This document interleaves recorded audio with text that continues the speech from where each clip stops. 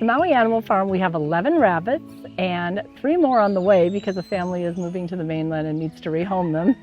But they'll be coming in June. Actually, rabbits are very sweet, cuddly animals. You know, they are so fun to just pet. They've got soft fur. They're really sweet and fluffy. And so we're really lucky to have such wonderful animals on the farm. We do a daily petting zoo tour every day, and the kids that come and their parents can hold the rabbits on their laps. And so that's been really popular with our guests. So we work on a weekly basis with children with autism. We have a partnership with ABA Classroom right now where they bring about 15 children up to the farm every Friday. And the children and their therapists feed the animals at different stations that we have posted around the farm. So they'll get a clipboard that associates with the station, and they feed and water all of the animals. In some cases, they might be brushing or grooming the animals during that time. It's a really great program that we have. We've been doing it since 2019, and the children have developed so much confidence. I spent 22 years in the U.S. Army, and I was mainly as a combat medic, and definitely saw a lot of injuries, the biggest one being PTSD, post-traumatic stress disorder.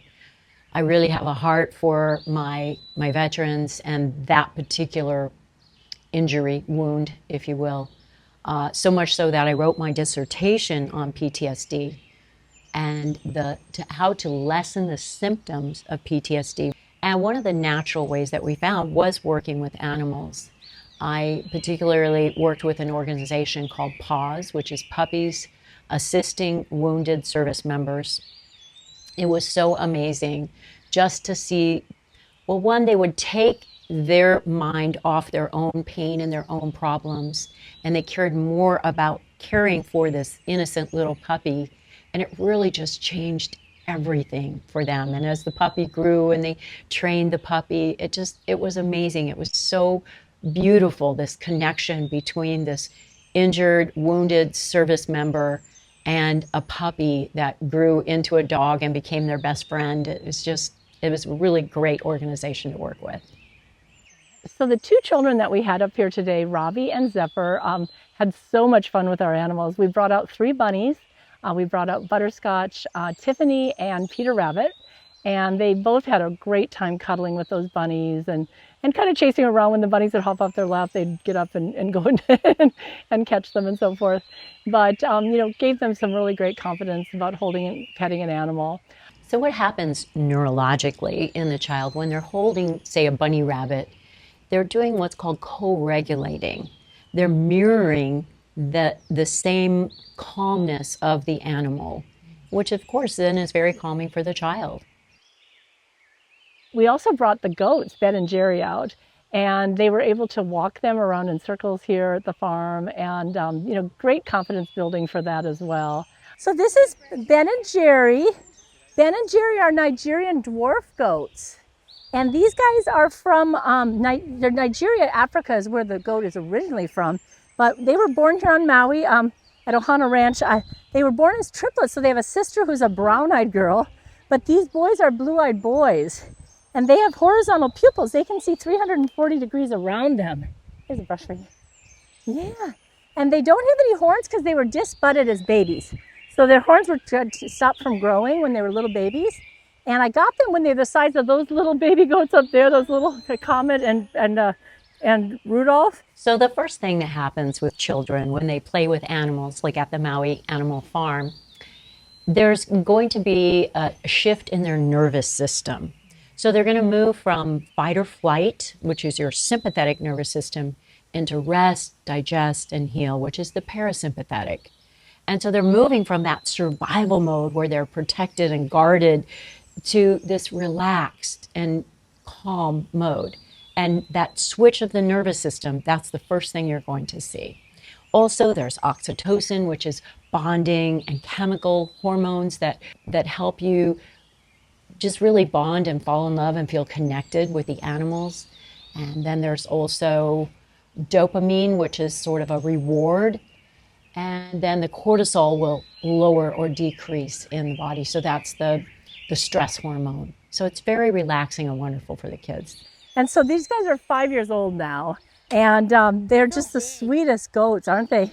You know, they're not big compared to some other breeds of goats, but these guys are really sweet twins, and they've been brushed almost every day of their life because we have our petting zoo tours on a daily basis. And yeah, aren't they great?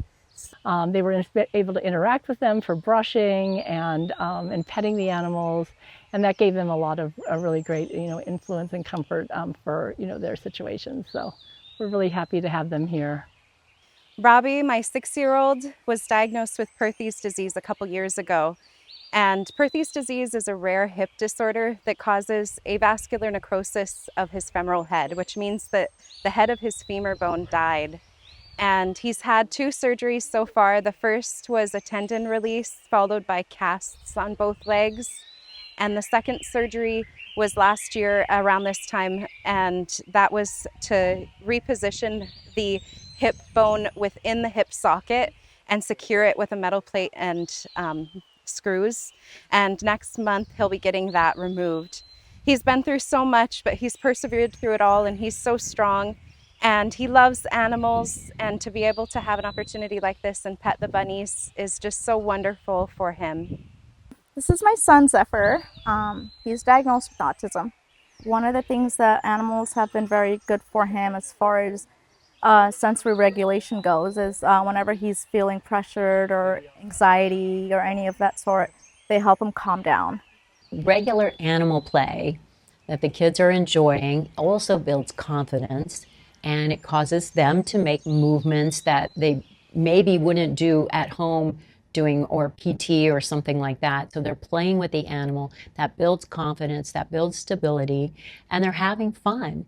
And this also is cumulative as well. Again, I can't say it enough. We're causing that nervous system to regulate. And over time, this is cumulative. Robbie has 2 animals at home. His dog and him have such a wonderful relationship. She's been with him his whole life, and she's 1 year older than him, and she's just been the most wonderful nanny dog. She lets him hold on to her, and she brings him so much joy, and he loves her with all of his heart. She's helped him through his journey from being in a wheelchair to relearning how to walk with his walker, and animals are so wonderful. It's one of the children that wants to go to the farm who has an injury in his hip. And well, how can petting an animal help with a hip injury? It's amazing. It really can help. Pain isn't physical. In other words, like a bone in your body, I can take that bone out and put it into someone else or something else, but you can't literally take pain out of the body. It's more of a perception and how the nervous system perceives it. And so by regulating that nervous system, where you're calming them and taking them out of that fight or flight, they're calm with the animal, and that can regulate the nervous system and again ease the physical pain as well. We're actually in the process of developing a therapeutic horseback riding program, and so we are naming that Reins of Aloha. It'll be under our 501c3 nonprofit called Tiny Hoof Animal Therapy of West Maui. And Reins of Aloha, we were able to purchase a covered horseback riding arena. So it's going to be 60 feet wide, 120 feet long by 18 feet high.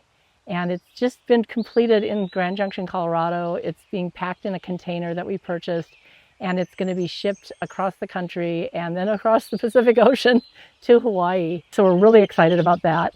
And when that container arrives, we're going to do a couple of fundraising programs because we still are trying to get together the money to actually construct it. But but we do have some friends in the community that we're hoping to recruit for that. But it's going to be a really great program. And our organization is associated with PATH International. Now, PATH International is the Professional Association of Therapeutic Horsemanship. And they train people in how to run therapeutic riding programs, equine assisted therapy, they call it. And so we are very excited about being certified with that. We have an instructor who will be working with us, who already has her certification and does weekly programs in another facility. But the west side of Maui really needs that capability. And so we're very excited about launching that program here. So we are working on building our covered riding arena, and any donations would be very greatly appreciated because it is an expensive project, but just so much that we'll do for the community is really a great thing.